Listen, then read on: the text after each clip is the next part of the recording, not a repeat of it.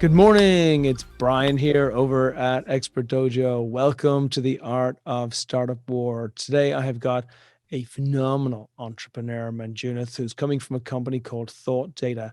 Incredible company. We put money into them. I love deep tech, deep tech. That's really hard for other people to be able to do, and that organizations really need. This one is going to be great. And actually, sometimes we say the more online we go, the more that the world has got access to all these phenomenal things, the better. Yeah, the better, but also the more complicated. And now there are so many more areas that can go wrong within companies. Previously, it used to be, you know what? I got a widget. I made a widget. I'm going to sell a widget. I'm going to have customers and we're going to be just fine. Not anymore. Today, you are in the business of managing your data and you're in your business of making sure that you are absolutely secure on all levels. So I love what ThoughtData are doing to actually help companies do this because they can't do it on their own. So Manjunath, welcome to the show. Welcome to us making an investment into you. And I am really looking forward to over the next 40 minutes talking about everything you're doing to keep organizations safe and to make sure that they can manage their systems properly. And I want to talk about unified and actionable and observability and access and all these cool things that you're dealing with. So tell us where it all started. I think it all started when I was at NetScout Systems. I was there for 18 long years. We used to interact with a lot of customers, in my prior career. And as a part of customer interactions, we always heard about problems. Although we are offering solutions, they had new set of problems which they were not able to solve. That's how the original idea actually started at ThoughtData. We used to inquire about customers. What is the problem you're dealing with? We are giving you a solution, and the customers were not able to fix the problem in their environment and find the problems properly, right? We saw a huge gap in which we can actually play a different kind of a game in this market space, and that's how everything started. And I went ahead and spoke to some of my friends at NetScout Systems. We exchanged the ideas, and we thought, why don't we fill this gap, right? So we have the expertise, we have the experience of building solutions, and there is a customer demand, right? And that's how everything actually started.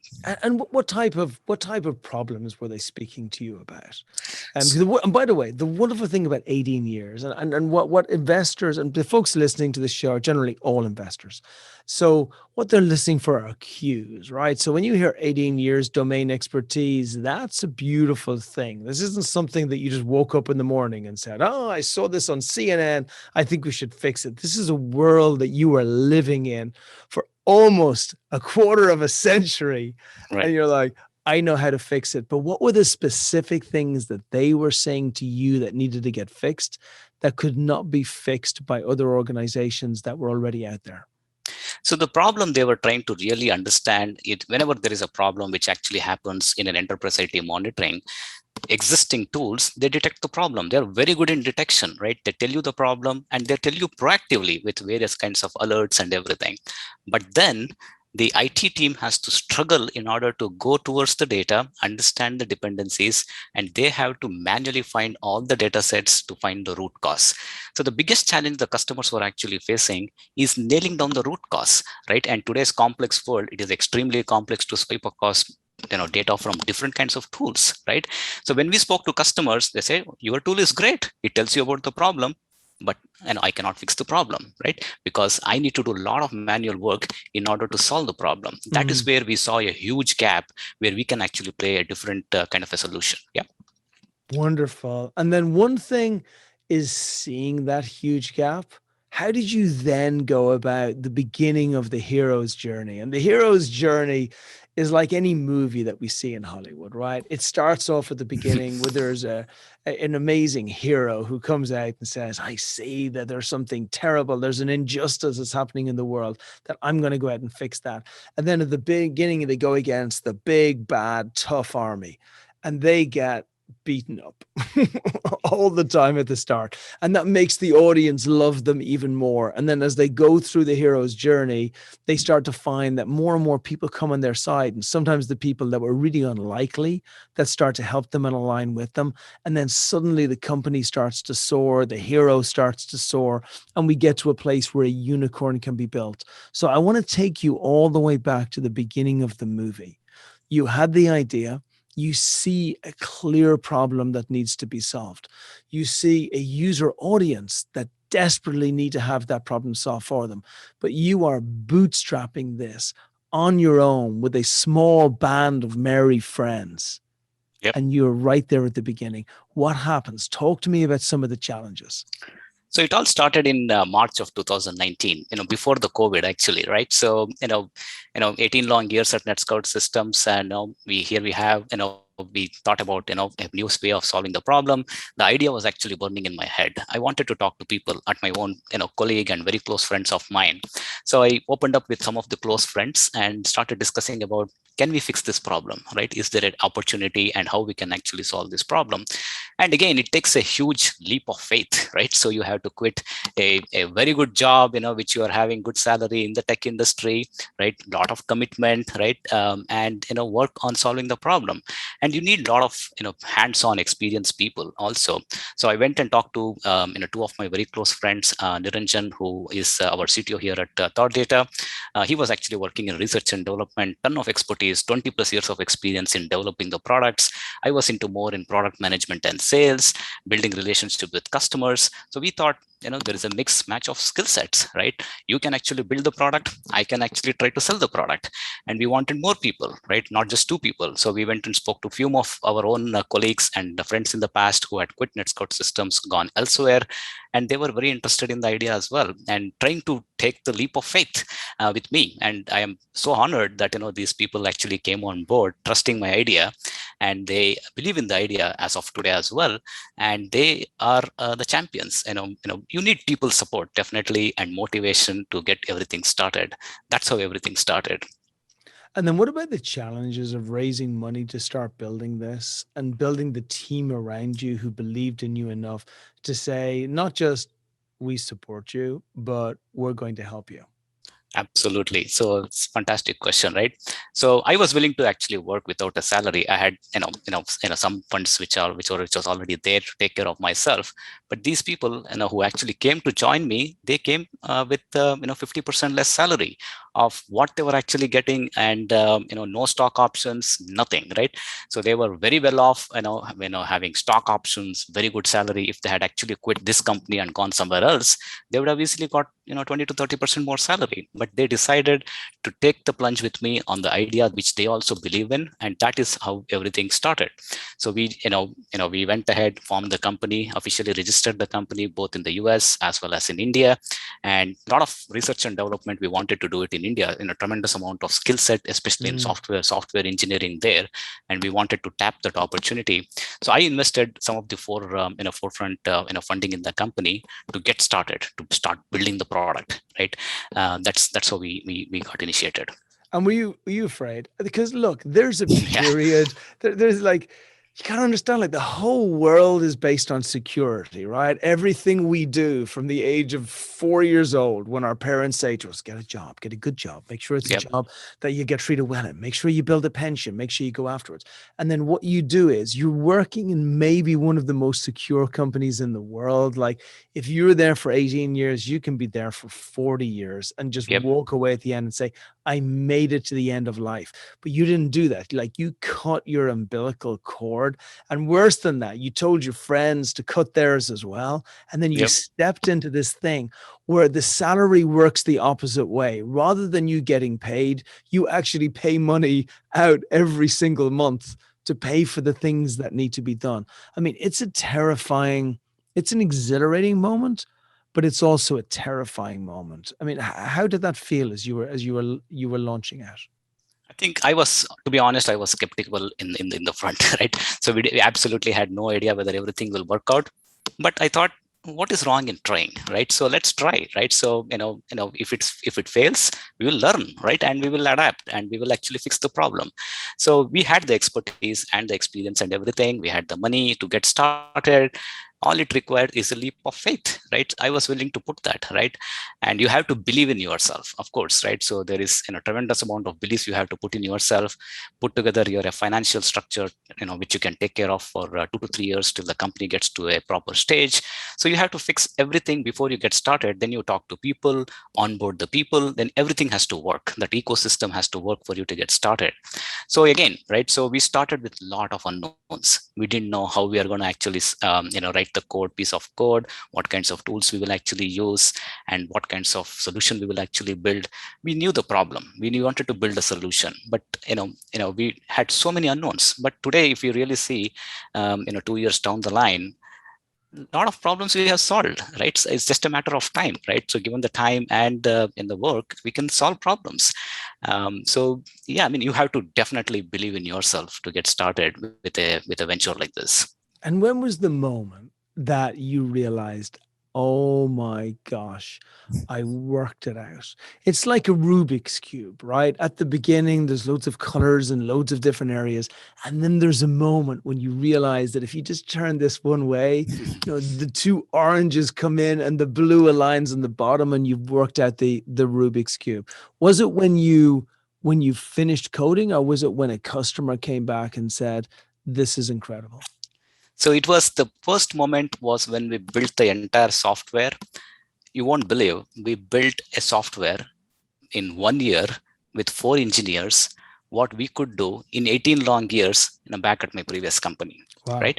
So that was a wow moment, right? That gives me so much amount of confidence. After the software was built, I said, we have a product which we built and took 18 long years at my previous company. We could do that within 4 engineers in a span of 1 year, right? Yeah. So that gave us tremendous amount of, not just for myself, right, the people who actually contributed to the product, 4 of us, right, it gave them tremendous amount of confidence. They can do much more than what we are thinking. Incredible. And then you have it ready, you got it built, you did it with four engineers, which you're right, it's incredibly complex to do this. What happened when you went to market? So that's the second stage, right? You built a product, you wanted the product to solve a certain set of problems which you wanted to do it, and then market product market fit with customers. So when we took it to customers, the customer said, and the first customer whom we actually installed, are you serious that this problem solves all these things? What you're actually, I mean, they said, when they looked at the pitch, right? Are you kidding me that you're going to solve these problems in one single solution? We said, yes, we are confident. If it doesn't solve the problem, you let us know, right? So, that's where we actually started. We installed the product in the customer's environment. The customer vetted our product against existing tools and gave a user case study of how our solution helped them to solve the problem much efficient, and they were able to save 50% of cost, 50% of time, more than their existing tools. They had invested millions of dollars in existing tools, but our tools solved them much more efficiently with much lesser cost and much lesser time. That is a great feedback from a customer, validating our solution, validating our product, and validating the effort what we have done.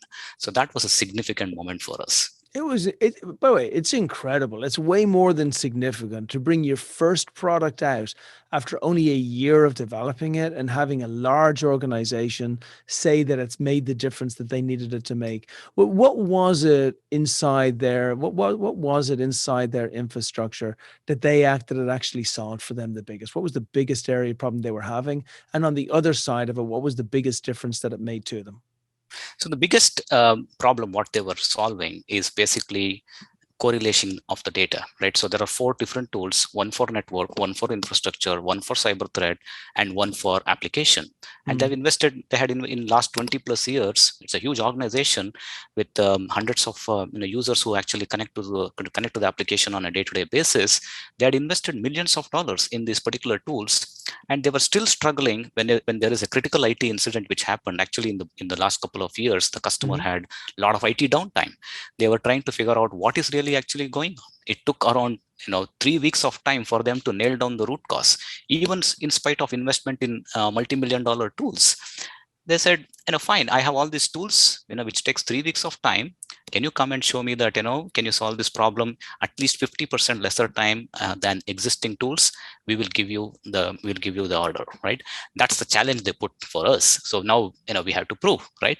So we made sure that, we sit day and night to keep this customer happy, to make sure that the product delivers on what it actually promised. And that's when, the customer, appreciated our product, and, they placed the order. So incredible. And then what happened from there?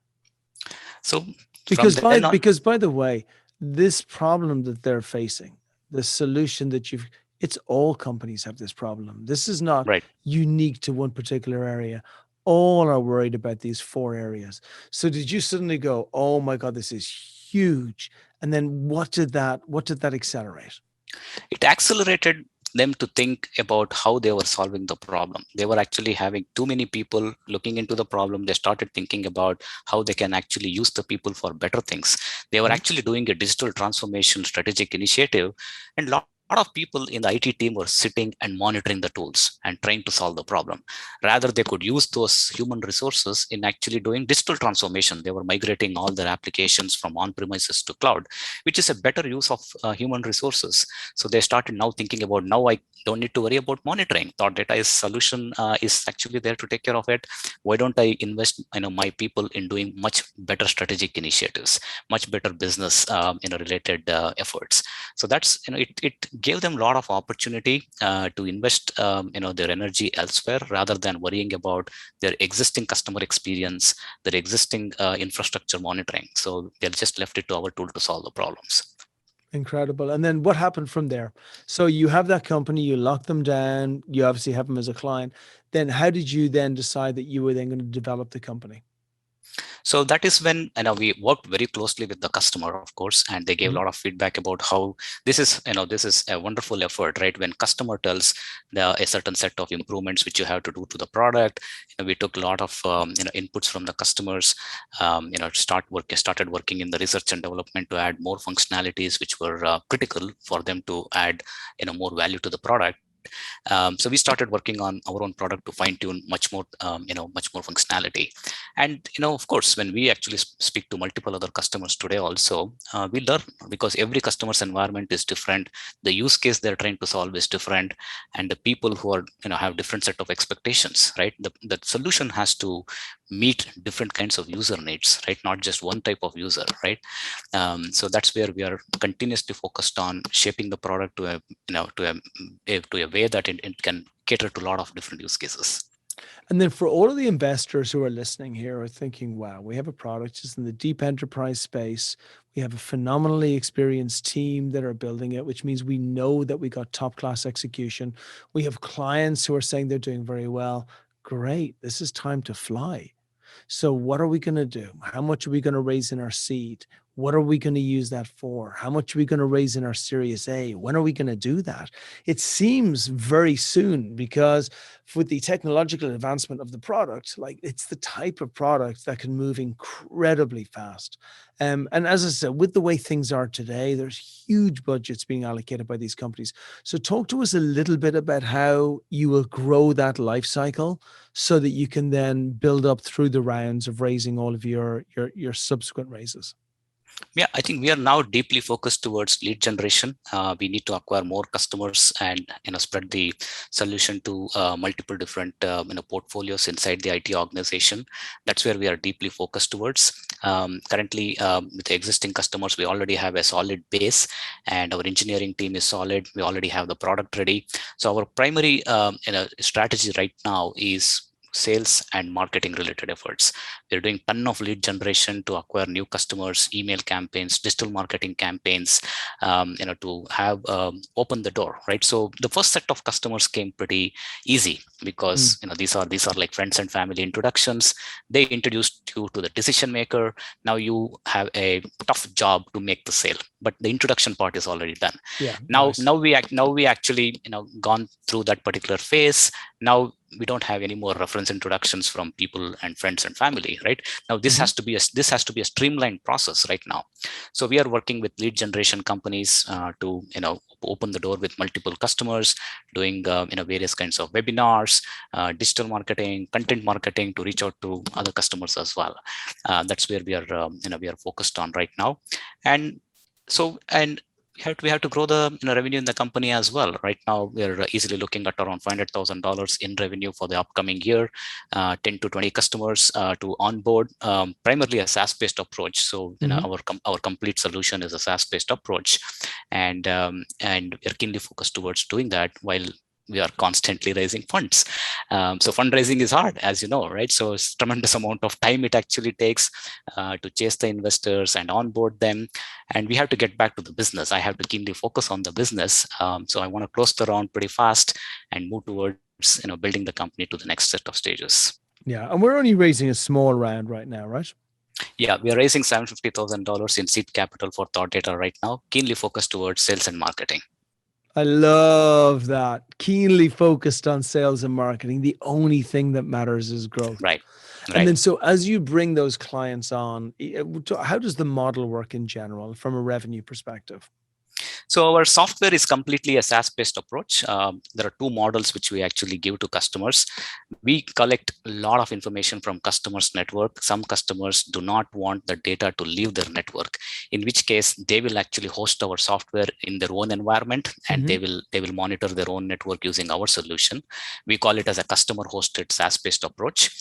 The second approach is smaller customers who do not want to host the software. We host it for them, and these are predominantly cloud-based customers. Now, irrespective, the model is a SaaS-based approach. It's 1 year, 2 year, and 3 year subscription price points. Our subscription price point is around $25,000 per year per customer, and we don't piecemeal the solution like we only solve network, application, infrastructure like what other vendors are doing. So our unique value proposition is unified observability across these 4 major connected dimensions: network, application, infrastructure, and cyber threat. All functionality baked into the product, and it's offered as a one single solution. So that's the unique value proposition in itself, which sees great value for customers when they compare it against buying 4 different tools and having a lot of problems in correlating the data, right? So that's the way we are actually approaching the market.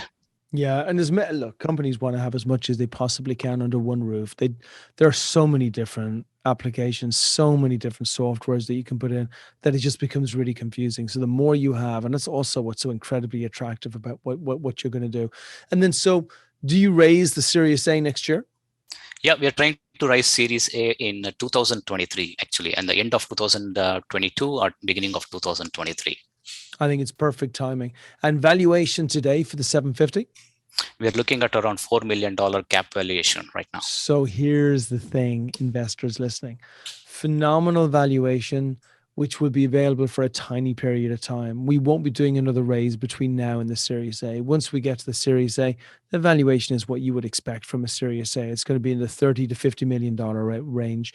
Right now, it's about driving this product hard.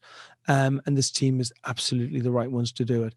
And then share with us a little bit more as you're going to raise the 750 right now. You're going to dedicate most of it to sales and marketing. You're going to use that to build up, 10 to 40 customers, which you're then going to use to drive the revenue on. As the sales increase, do you see the product developing as well? I mean, what's your vision for where this ends up within the next 5 years or so? So in the next 5 years, our vision is to move towards AIOps market. So observability and AIOps is they go hand in hand. So customers have huge demand. They just don't want to even find the root cause.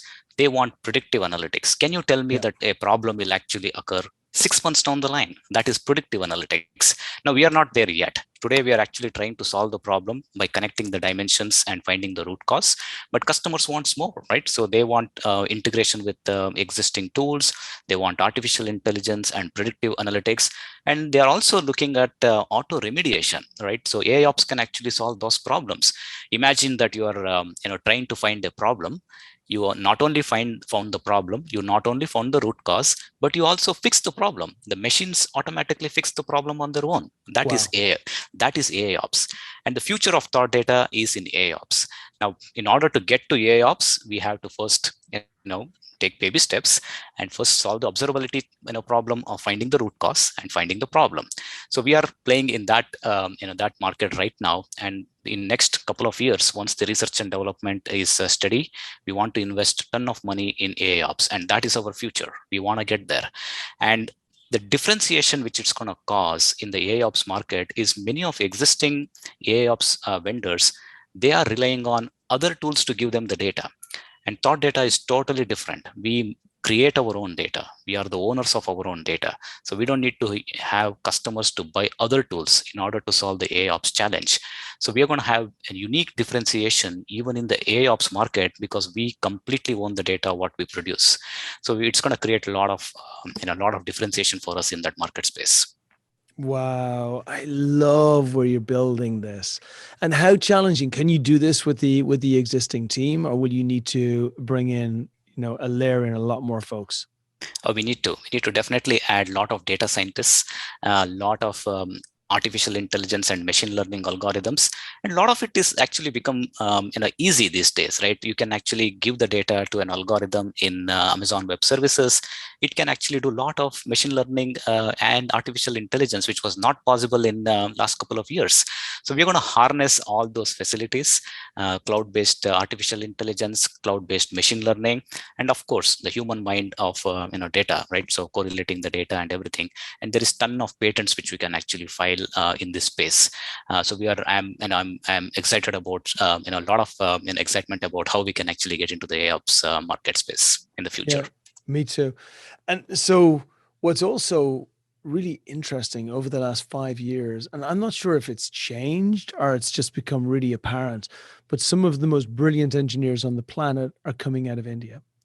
So you're able to get access to an incredible skill set at really phenomenal costs, which means that you're able to build things that have never been possible before without having hundreds of millions of dollars in budgets. Absolutely. So I can quote you some numbers to prove that, right? Mm-hmm. So we built a product by investing around $250,000 to $300,000. These kinds of products require multi-million-dollar budgets, and we were able to just do it because of the talent which is available in India, to be honest, right? They actually work at low salaries, but the quality of the work is so amazing, right? Yeah. It's exceptional, right? So, and with the value what you can actually get with these engineers is on par with anybody else outside in the world, right? But at a much cheaper cost, right? And so we are actually using that as a benefit, right? That's the way we were able to successfully build the product. Otherwise, I cannot even imagine that investing that kind of a money in the US and building a product like that in the US. It was totally not possible if we were to hire engineers here without upfront so much amount of investment. Yeah, and it's the perfect storm because we have first of all, we have an incredible tech team, right, who are owning everything. We then have so much talent which is there within the engineering space that can then be used by that tech team. We have a market which is a perfect European high paying, American high paying market, and we have timing. And there was a great TED talk by a guy called Bill Gross over here, where he did an entire study of every single company that had come through him over years and years and years. And his conclusion is the biggest reason between success or failure within startups was not the amount of money they raised or anything else. It was the timing of the market. And I believe the timing for what you're doing right now, because you have the technology to be able to do this, because companies have such layers of complication that they desperately need everything from the observability to the monitoring to the network management to the cyber side of it. Like, it's just all top of mind for them, and are absolutely terrified that this is the time to break through. And the only area I think I believe that maybe we may get more aggressive in is on the side of speed, Yep. because maybe we even go for that Series A earlier, because there's so much work to be done in this space.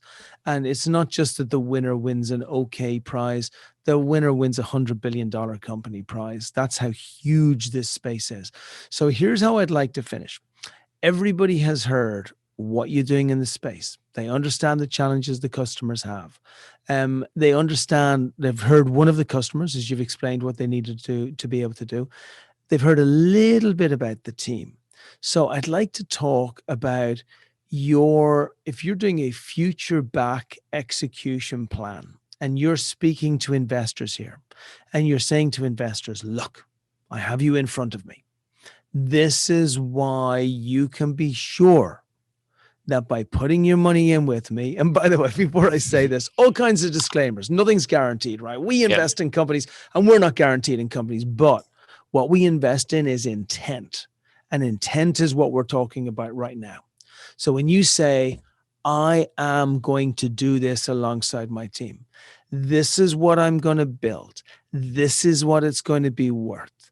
These are going to be the steps on the journey. And this is why you can trust us to be the ones that get it done. Tell me what that looks like. Yep. So you need to believe in the team. You need to believe in their expertise and their background, right? So it's all about people, right, who can actually do the magic, right? And people build great solutions given given time and opportunity, right? And those solutions has to solve customers' needs. Right now, we are building products for the next generation of IT monitoring. Observability is the next evolution in IT monitoring. So gone are the days people used to sit and watch what is happening in my network. Tell me what is going on, right? Nobody wants to see it. Everything has become cloud, and the complexity has raised multi-fold, right? And looking at the various kinds of things which are actually going on, it is extremely important that we stay focused on observability and solve the challenge of customers to solve those unique problems in observability. Yeah, absolutely. I think it's phenomenal. And I think you have the team to be able to do it. You've proven it out. You've built the first product. You got that product out to your customers. Your customers are telling you they love the product. You have the plan in to now layer that on to the next level to bring in the next customers through. You've done it. Really, the thing that's impressed me the most is you've done it with kind of no money. Right. You've done it just by building it and pulling the entire thing yourself. And that's my favorite type of company, because what that says is imagine what you could do with a proper, sizable checkbook to be able to build out the magnificent solution that the world awaits. So from my side of it, I couldn't be happier that we invested in you. I think it's the best investment we ever made. I fully intend for Expert Dojo to be making subsequent investments into you. We will be going out to our entire network, telling them that this is the type of solution that they should be investing into themselves if they're smart. And anybody who's listening here, I would suggest you get your hands on the deck, you get your hands on all of the detail that are pertinent to what's being built here. And then you also arrange a meeting so you can sit down and go through it yourself. So finally, how can everybody contact you? And maybe if you give out the URL on the website as well. Absolutely. You can find our website, which is https www.thoughtdata.com. That's our website. Mm-hmm. You can also reach out to me on email. My email address is manjunath.venkatram@thoughtdata.com, manjunath.venkatram, venkatram@thoughtdata.com. Wonderful. And everybody can always listen. If you didn't catch that, it's just hit me up at Brian at Expert Dojo and I'm going to loop you in. Okay. Listen, congrats on everything that you've built. You're my favorite type of person. I'm looking forward to being with you all the way on the journey. And thanks for letting us invest in you. Thank you so much for your time. Much appreciated. Thank you. And that's a wrap.